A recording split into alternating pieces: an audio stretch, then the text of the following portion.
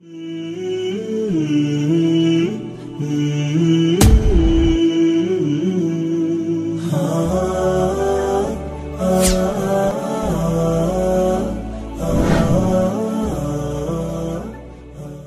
orang datang, "Ustadz, si Fulan itu tadi menyampaikan tentang Ustadz ini begini-begini, masa sih? Setahu saya, sekenal saya, dia tidak pernah melakukan itu pada saya." Maka dia tentu bertanya. Kalau dia sudah mengatakan itu, kemudian menyampaikan berita kepada orang yang menyampaikan berita tersebut, "Saya mau bertemu, saya ingin menyampaikan ada berita yang sampai kepada saya begini-begini." Kemudian orangnya menghindar. Kadang-kadang kita lihat zahirnya saleh, padahal dia banyak melakukan perbuatan-perbuatan dosa. Termasuk saya, termasuk kita semua. Kita ini casingnya saja kan kelihatan. Oh, ini ustadz tidak pernah salah, ulama tidak pernah salah. Ini fanatik namanya Anda. Anda fanatik. Kalau sudah fanatik itu berbahaya. Oh, guru saya tidak mungkin salah. Enggak. Yang tidak pernah salah cuma Nabi. Setiap orang bisa salah. Assalamualaikum warahmatullahi wabarakatuh. Sahabat muslim dimanapun Anda berada, semoga Allah merahmati kita semuanya.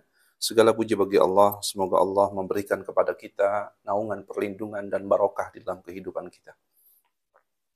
Di kesempatan kali ini, mari kita sama-sama mentadaburi satu ayat di dalam Al-Quran yang ini merupakan panduan akhlak seorang muslim di dalam menerima setiap informasi dan berita yang sampai kepada kita.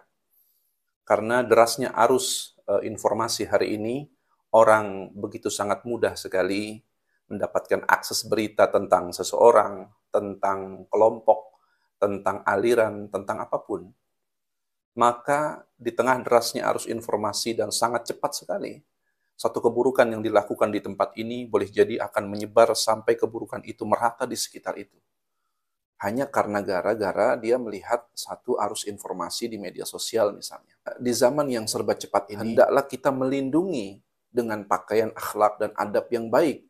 Karena panduan ini telah ditinggalkan oleh Nabi Shallallahu Alaihi Wasallam dengan sangat terang dan jelas. Andai kita mau mempelajari agama ini dengan sebaik-baiknya, bukan hanya di media sosial, tetapi kita duduk bertawajuh, berhadap-hadapan dengan guru-guru kita, sehingga dengan itu ilmu yang kita dapatkan dari guru kita menjadi manfaat. Sahabat muslim dimanapun Anda berada, ayat itu di dalam Quran surah Al-Hujurat ayat ke-6. Ini panduan pertama. Panduan di mana Allah Subhanahu wa Ta'ala tahu dan Maha tahu bahwa orang-orang beriman boleh jadi di akhir zaman ini akan berhadapan dengan situasi yang seperti ini. Ketika ada orang datang kepadanya menyampaikan berita tentang seseorang, baik itu anaknya, baik itu orang tuanya, baik itu istrinya, suaminya, tetangganya, sahabatnya, keponakannya, atau mungkin pamannya, maka berita-berita itu hendaklah disikapi dengan cara yang sangat bijak. Jangan kemudian dimasukkan ke dalam hati terlebih dahulu, kemudian memunculkan satu prasangka. Karena prasangka itu akan melahirkan satu tindakan-tindakan yang buruk pada orang lain yang itu merupakan keluar daripada hak-hak daripada seorang muslim. A'udzubillahi minasyaitonirrajim. Bismillahirrahmanirrahim. Ya ayyuhalladzina amanu in ja'akum fasiqun binaba'in fatabayyanu an tusibu qauman bijahalatin. Wahai orang-orang yang beriman, jika ada seorang yang fasik datang kepada kalian dengan membawa satu berita penting binaba'in, fatabayyanu, perintah agama, perintah syariat ini perintah dan ini kategori hukumnya menjadi sangat wajib, ya, menjadi wajib bagi seseorang agar terhindar dari segala keburukan. Hendaklah kita meneliti, tabayun, ya, meng-cross-check terlebih dahulu apakah berita yang disampaikan orang tersebut benar atau tidak. Antusibu qauman bijahalati, agar jangan sampai kalian itu menimpakan satu bahaya pada satu kaum atas dasar kebodohan kalian. Apa itu atas dasar kebodohan itu? Maka nanti insya Allah setiap baris dari ayat ini kita akan bahas secara terperinci. agar kita mendapatkan hikmah dan kandungan yang baik terhadap ayat ini sehingga kita benar di dalam menyikapi persoalan-persoalan yang terkait dengan masalah berita yang masuk sampai hari ini. Fatusbihu ala ma fa'altum nadimin. Kemudian akhirnya kalian menjadi menyesal atas perilaku kalian. Menyesal di dunia maupun menyesal di akhirat. Mari kita lihat asbabun nuzul ayat ini terlebih dahulu. Bagaimana Al-Hafiz Ibnu Katsir di dalam tafsirnya beliau menjelaskan latar belakang ayat ini turun. Terkait dengan seorang kepala suku dari Bani Mustalik yang bernama Al-Haris Ibnu Dirar Al-Khuzai. Yang tidak lain adalah ayah dari Juwairiyah binti Al-Haris Ummul Mukminin radhiyallahu anhuma. Satu kali Al-Haris telah menyepakati tentang pembayaran zakat setelah dia menerima ajakan dakwah dari Rasulullah Shallallahu Alaihi Wasallam. Setelah disepakati waktu pengambilan zakat tersebut bagi kaumnya, maka Rasulullah SAW pada waktu yang telah disepakati, Rasulullah mengirim utusan. Tapi dari waktu ke waktu, Al-Haris merasa bahwa Rasulullah tidak mengirim utusan. Bahkan dia bermusyawarah dengan kaumnya dan bertanya-tanya, ada apa gerangan sampai Rasulullah tidak menepati janjinya. Padahal Al-Haris berkata di dalam hatinya, tidaklah mungkin orang seperti Rasulullah mengingkari janjinya. Pasti ini ada sesuatu. Maka dari situlah kemudian Al-Haris bergerak bersama beberapa orang dari kabilah untuk mendatangi Rasulullah untuk menanyakan apa yang terjadi sesungguhnya. Maka kemudian di tengah perjalanan dia berjumpa dengan utusan Nabi yang kedua yang bernama Khalid bin Walid. Kemudian Khalid bertanya kepada Al-Haris, atas dasar apa engkau kemudian tidak membayar zakat kepada Rasulullah Shallallahu Alaihi Wasallam? Maka kemudian Al-Haris justru balik bertanya, apakah Rasulullah telah mengirim utusan? Kata Khalid bin Walid, dia telah mengirim utusannya. Tetapi tidak ada satupun utusan Rasul yang datang kepada kami. Maka kemudian Al-Haris mendatangi Rasulullah Shallallahu Alaihi Wasallam. Dan Nabi menyampaikan bahwa sesungguhnya dia sudah dikirim utusannya yang bernama Al-Walid ibnu Uqbah. Al-Walid ibnu Uqbah ini ternyata punya usut. Peristiwanya adalah Al-Walid ibnu Uqbah melihat serombongan pasukan Al-Haris di depan gerbang. Dia langsung menggunakan perasaan dan persepsinya kalau dia ingin diserang oleh Al-Haris. Kemudian datang kepada Rasulullah membawa berita bahwa Al-Haris hendak membunuh. Al-Haris tidak mau membayar zakat dan bahkan mengancam dirinya untuk dibunuh. Maka ini tentu persoalan penting sekali. Ketika ayat ini turun, maka ini tentu menjadi panduan kepada kita. Sebab bahasa ayat itu adalah in ja'akum fasikun binaba'in fatabayyanu. Bahwa ketika datang yang membawa berita itu orang fasik. Pertanyaan, tanda tanya besar. Apa mungkin kalau dikaitkan dengan asbabun nuzul, sahabat ini telah berlaku fasik. Sehingga sampai turun ayat ini yang mengkategorikan bahwa Al-Walid ibnu Uqbah ini sebagai orang yang fasik. Wal'iyadzubillah. Tidak mungkin itu bisa terjadi pada sahabat Nabi. Padahal kredibilitas sahabat Nabi sudah dijamin langsung oleh Allah di dalam Al-Quran dengan sebutan radhiyallahu anhu, Allah ridho kepada mereka. Karena itulah mari kita lihat penjelasan para ulama bahwa yang dimaksud fasik di dalam ayat itu adalah fasik yang tidak mengeluarkan pelakunya dari Islam. Apa itu fasik? Fasik itu adalah pelaku maksiat. Fasik itu adalah perbuatan maksiat kepada Allah Subhanahu wa taala. Jadi yang dimaksud dengan fasik di dalam ayat itu adalah fasik ketika dia tidak menyampaikan berita dengan seadil-adilnya. Ketika dia tidak menyampaikan berita dengan sejujur-jujurnya. Maka yang menjadi objek perintahnya, makna khas, makna khususnya, adalah kembali kepada fatabayyanu, bukan fasikunnya. Kalau fasikunnya kemudian diterjemahkan bahwa tidak mungkin itu kategorinya untuk sahabat Nabi. Sementara sahabat Nabi terhindar dari perbuatan fasik. Tapi yang dimaksud fasik yang terhindar itu adalah fasik akbar. Karena fasik itu ada dua. Ada fasik akbar yang mengeluarkan pelakunya dari agama Islam. Ada fasik asghar, fasik yang kecil yang tidak mengeluarkan pelakunya dari Islam. Misalnya contoh di dalam Quran surah Al-Baqarah ayat 197 ya. Faman farada fihinnal hajj fala rafatha wala fusuqa wala jidala fil hajj. Maka barang siapa yang telah menentukan pada bulan-bulan tersebut untuk berhaji, maka janganlah rofas. Jangan pula fusuk. Nah, ini fusuk di dalam ayat ini tentu bukan fusuk yang mengeluarkan seorang dari agama Islam. Atau misalnya contoh lagi di surat At-Taubah ayat 67. Ya. Innal munafiqina humul fasiqun. Sesungguhnya orang munafik itu adalah orang-orang yang fasik. Nah, ini sifat-sifat kemunafikan dikaitkan dengan kefasikan. Artinya bahwa kefasikan di dalam ayat itu maknanya kata para ulama ahli tafsir adalah kefasikan yang tidak mengeluarkan pelakunya dari Islam. Misalnya contoh, tanda-tanda munafik itu ada 4. Ketika dia berjanji, dia tidak menepati. Ketika dia berkata, dia berdusta. Nah, berdusta itu bagian daripada kefasikan. Jadi jangan kemudian kita ini merasa tersinggung. Sahabat saja disindir oleh Allah dalam ayat ini, tidak tersinggung, malah mereka beristighfar, bertaubat kepada Allah.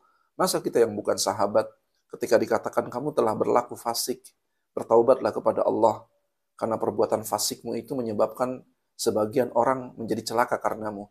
Itu langsung tersinggung. Langsung update status. Yang melawan propaganda ini, itu, dan lain sebagainya. Ini kan jadi lucu gitu. Generasi kita ini menjadi generasi yang sangat aneh dalam persoalan iman kepada Allah Subhanahu wa Ta'ala.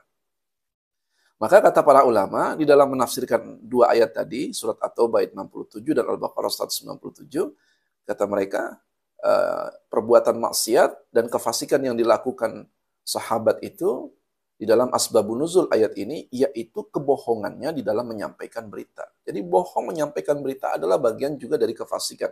Dosa, tetapi tidak mengeluarkan pelakunya dari agama Islam. Dan biasanya orang-orang yang menyampaikan berita, ya, dia tidak teruji kredibilitasnya dan mungkin memiliki record, ya, rekam jejak yang mungkin dalam satu periode dia suka berdusta, suka berbohong. Maka kebiasaan-kebiasaan seperti ini kemudian dia bawa di sebuah lingkungan pergaulan, tetangga kah, saudara kah, atau mungkin kawan-kawan, teman-teman. Dan ini bisa membahayakan sebuah perkumpulan, bisa memecah belahkan di antara kaum muslimin. Antara kelompok menyampaikan berita pada kelompok yang lain dengan cara yang berbeda. Kemudian bahkan sudah dibumbui berita dari A sampai B, B sampai C, C sampai D, itu sudah berubah-berubah. Sudah ada bumbu penyedapnya gitu. Apalagi orang penyampai berita ini menyampaikan suatu berita yang mengarah pada seseorang yang dia tidak suka padanya. Maka dia pasti akan menggunakan perasaannya di dalam menyampaikan berita. Ketika seseorang ini menerima berita, maka panduan dalam agama kita jangan cepat berprasangka buruk. Sebagaimana panduan di dalam surah Al-Hujurat ayat ke-12-nya, ya ayyuhalladzina amanu ijtanibu katsiran minadh-dhanni inna ba'dadh-dhanni ismun. Wahai orang-orang yang beriman, jauhilah kebanyakan di antaramu prasangka. Karena sesungguhnya prasangka itu adalah dosa. Sebagian prasangka itu adalah dosa. Berprasangka sesaat di dalam hati itu tidak dosa. Tapi ketika prasangka itu kemudian dilegitimasi oleh lisannya, disampaikan pada orang lain, maka hukum berlaku padanya. Kalau itu sesuatu yang buruk, maka dosa baginya. Kalau itu berita yang hoax, berita palsu, maka dosa baginya. Kalau itu sifatnya adalah namimah, mengadu domba antara satu dengan yang lainnya, maka berdosa dengannya. Maka hendaklah kita bertaubat. Jangan kemudian justru melawan dengan persepsi dan ego kita. Jangan merasa bahwa kita sudah banyak amal, kemudian kita menyingkirkan amalan batin, amalan kolbu.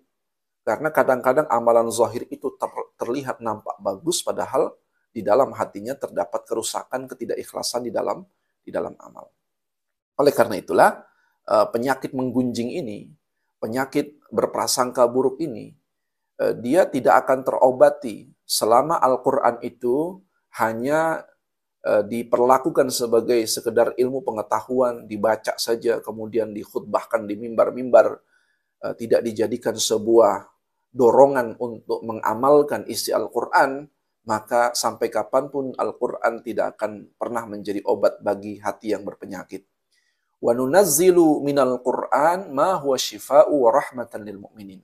Dan kami turunkan Al-Quran itu sebagai syifa, sebagai obat.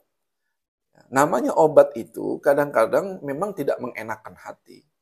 Apalagi yang kaitannya dengan penyakit hati. Ketika ditetesi obat biasanya memang sebagaimana luka yang ada pada tubuh kita, ketika ditetesi alkohol begitu perih itu ya.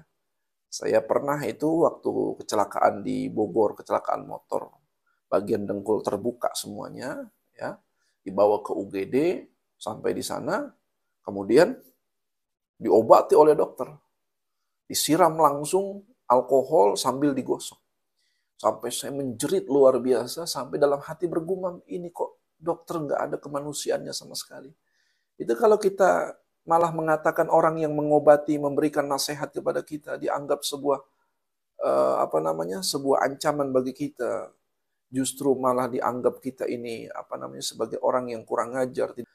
Maka penyakit itu tidak akan pernah sembuh. Tetapi kalau dia kemudian menyadari akan ada kesalahan pada dirinya, maka kemudian dia beristighfar kepada Allah. Dengan istighfar itu Allah terima taubatnya. Allah tuntun kita pada jalan yang lebih baik.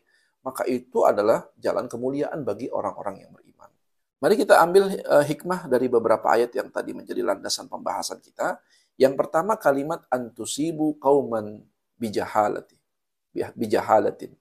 Agar jangan sampai kalian menimpakan satu bahaya pada suatu kaum atas dasar kebodohan. Keterkaitan makna antara ketidaktahuan dengan kesalahan itu sangat erat sekali. Ya. Jadi orang yang bodoh, yang jahala itu akan sangat berpotensi melakukan sebuah kesalahan.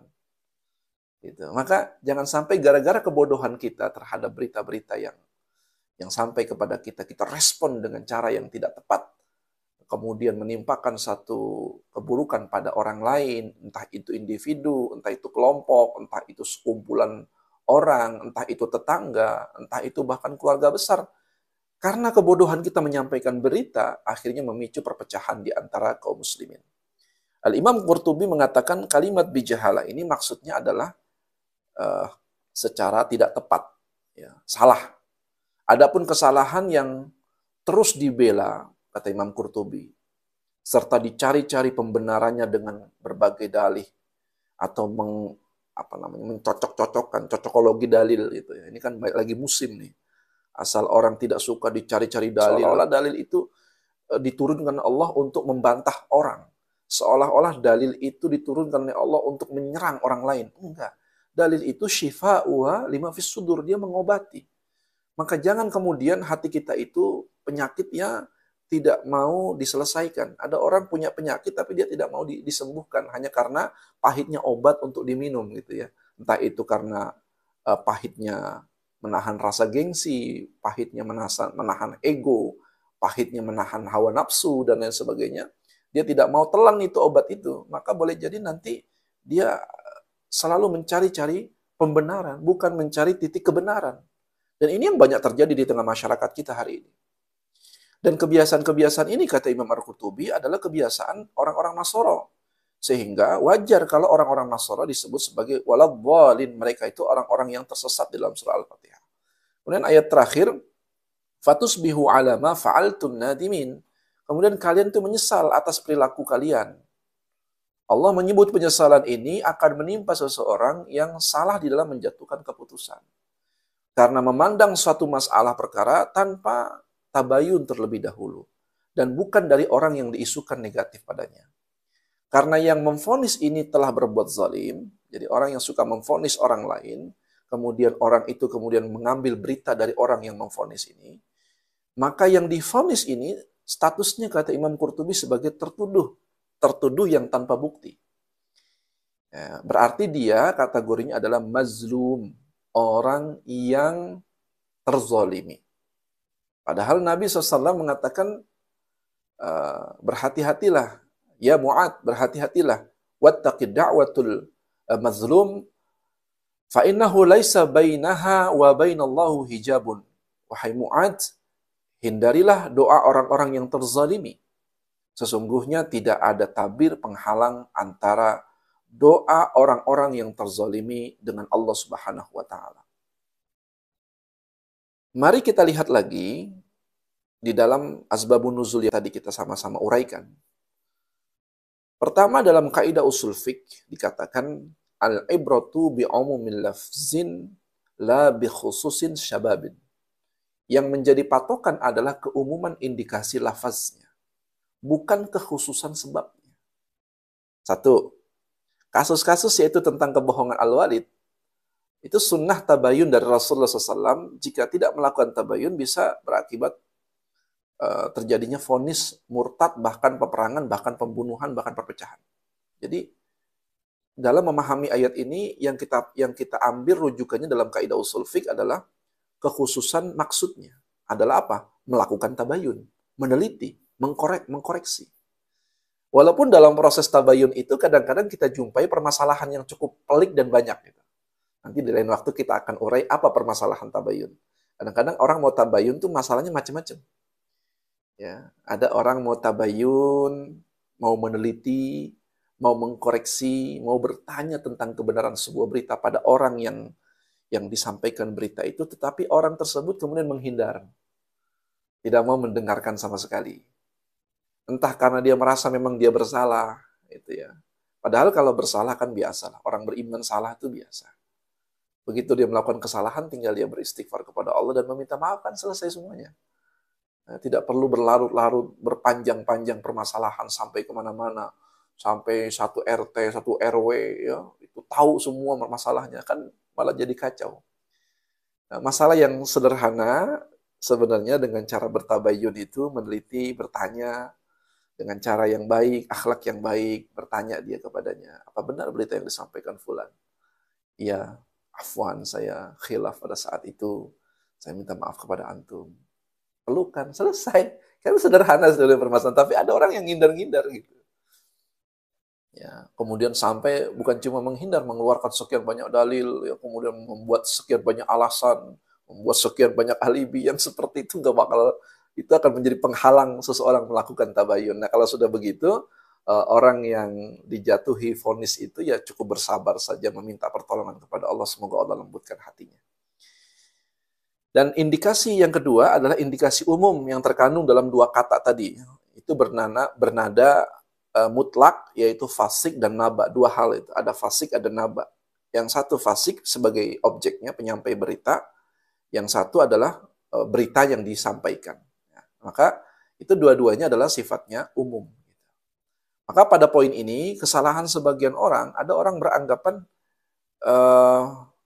kalau informasi itu datang dari kawannya, dari sahabatnya, apalagi berita itu berita itu adalah datang dari orang yang mungkin dia merasa bahwa orang ini soleh. Sebenarnya soleh kan tidak bisa dilihat oleh kasat mata juga. Kadang-kadang kita lihat zahirnya soleh, padahal dia banyak melakukan perbuatan-perbuatan dosa. Termasuk saya, termasuk kita semua.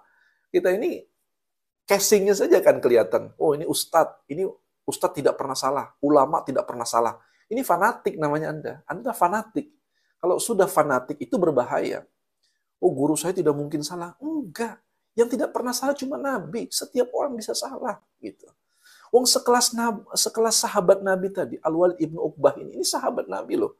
Yang kredibilitas kejujurannya sudah direkomendasikan langsung dari Allah, radhiyallahu anhu. Loh, kita belum dapat gelar radhiyallahu anhu, kok merasa bahwa orang ini pasti benar, pasti jujur, pasti tidak melakukan kesalahan. Kemudian kita melepaskan syariat tabayun kepadanya. Wah, ini bahaya sekali. Maka ini disampaikan ketika ditanya salah seorang ulama bernama Al-Alamah Syekh Ali Hasan Al-Halabi, hafizallah, ketika beliau ditanya dengan tegas beliau mengatakan, engkau perhatikan sebab nuzul ayat ini. Bukankah ayat ini turun berkenaan tentang sahabi, tentang sahabat Nabi, kata beliau. Bahwanya sahabat itu sudah tentu adil, legitimit, ya. Bahkan ta'dil, legitimasi para sahabat dari Allah langsung. Radhiyallahu anhum wa radu anhu. Akan tetapi bukan berarti kemudian dia tidak bisa melakukan sebuah perbuatan fusuk, perbuatan fasik. Ya. Fasik yang dimaksud ini adalah tidak menyampaikan berita sesuai dengan kadarnya. Maka dari sini kita bisa mengambil beberapa kesimpulan terkait dengan ayat ini.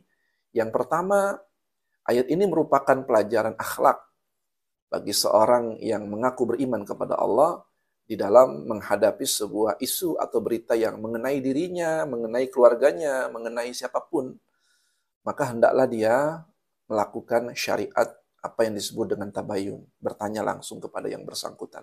Sehingga dengan itu terjaga. Tapi bukan bertanya di depan umum ya. Bukan bertanya, apalagi bertanya di komentar status orang yang dilihat oleh banyak orang. Tidak, datangi tempatnya ya dengan cara yang baik, bertanya dengan cara yang baik. Apakah benar berita yang datang kepada saya? Andai benar, apa maksudnya? Kan begitu. Ketika disampaikan, iya, itu berita benar adanya. Ternyata memang saya khilaf pada saat itu dalam situasi begini, begini, begini. Baik, kalau memang itu sebuah kekhilafan, maka insya Allah ana sudah memaafkan antum. Maka mudah-mudahan Allah menjaga ukhuwah ini kan indah sekali kalau akhlaknya dibentuk seperti begitu. Atau oh itu tidak benar, ya keadaannya sebenarnya tidak seperti itu, tidak seperti yang berita yang sampai kepada saya tidak seperti itu. Kalau begitu berita yang benar bagaimana?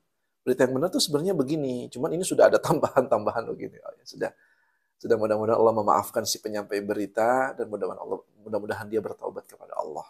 Selesai kan? Masalah tidak berlarut-larut panjang, sehingga tidak memunculkan prasangka dan kebencian antara satu dengan yang lainnya. Yang kedua, pelaksanaan perintah tabayun ini merupakan ibadah yang bisa meningkatkan kualitas iman seseorang dan meninggalkan tabayun dapat mengurangi iman seseorang. Jadi urusan tabayun ini karena ini kaitannya adalah dengan syariat, berarti ketika kita mengamalkan syariat tabayun dengan baik, dengan benar, ya, maka boleh jadi ini merupakan amal ibadah yang sangat tinggi dinilainya di sisi Allah Subhanahu wa taala kalau kita melaksanakannya dengan ikhlas tanpa ada kepentingan apapun. Karena ada orang merasa bahwa tidak perlulah tabayun, dia sudah pasti benar. Tidak ada yang benar. Mau dia seorang alim, mau dia seorang pemimpin besar, mau dia yang kadang-kadang terkenal jujurnya dan lain sebagainya, tidak ada jaminan. Apa susahnya kita melakukan tabayun dan bertanya? Turunkan ego kita, turunkan gengsi kita untuk sekedar bertanya saja. Nggak ada masalah. Jangan memancing keributan di sana-sini. Yang itu berdampak pada kerusakan akhlak-akhlak kita sebagai seorang mukmin. Itu berbahaya sekali. Dan yang ketiga, kewajiban tabayun itu dibebankan pada orang yang menerima kabar berderita. Dan akan menjatuhkan vonis terhadap pihak yang tertuduh. Jadi bagi yang menerima berita itu, yang melakukan tabayun siapa? Yang wajib melakukan tabayun adalah ketika dia yang merasa tertuduh. Atau dia yang merasa disampaikan berita tidak pada tempatnya. Maka dia punya kewajiban untuk melakukan tabayun, meng-cross-check tentang kebenaran itu. Jangan sampai ini kemudian merusak kehormatan seorang mukmin yang ini seharusnya kita jaga. Dan dilanggar perintah tabayun itu dapat berdampak pada kerusakan hubungan, baik itu pribadi maupun masyarakat. Dan yang terakhir, penyesalan dunia maupun akhirat akan ditimpakan pada orang-orang yang menerima isu-isu negatif tanpa melakukan tabayun, ya, bahkan menyebarkannya ke sana kemari, bahkan yang lebih celaka merembet pada ghibah, merembet pada namimah karena berita-berita tersebut.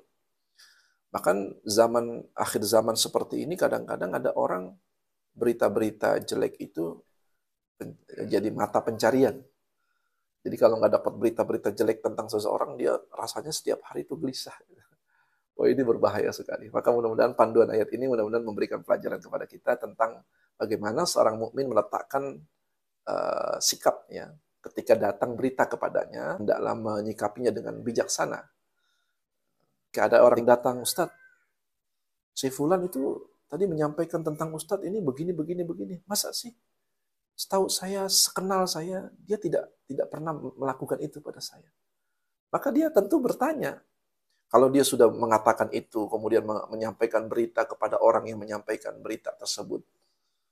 Saya mau bertemu, saya ingin menyampaikan ada berita yang sampai kepada saya begini. Kemudian orang yang menghindar, menjauh, itu bukan urusan kita lagi. Kita serahkan semuanya pada Allah. Kewajiban kita adalah menjalankan tabayun yang dengan itu kita berpahala dengan menjalankan syariat tabayun ini. Meneliti terlebih dahulu. Ini bagian pertama, nanti bagian kedua kita akan bahas tentang bentuk-bentuk tabayun yang terjadi di masa Rasulullah sampai sahabat Nabi, sampai tabi'in, tabi'ut tabi'in. Ada banyak contoh kisah mereka sangat kuat memegang erat nilai-nilai tabayun karena saking tahu persis dampaknya kalau seseorang itu tidak melakukan tabayun akan terjadi kerusakan yang besar. Allah a'lam bishawab. Kurang lebih mohon maaf. Assalamualaikum warahmatullahi wabarakatuh.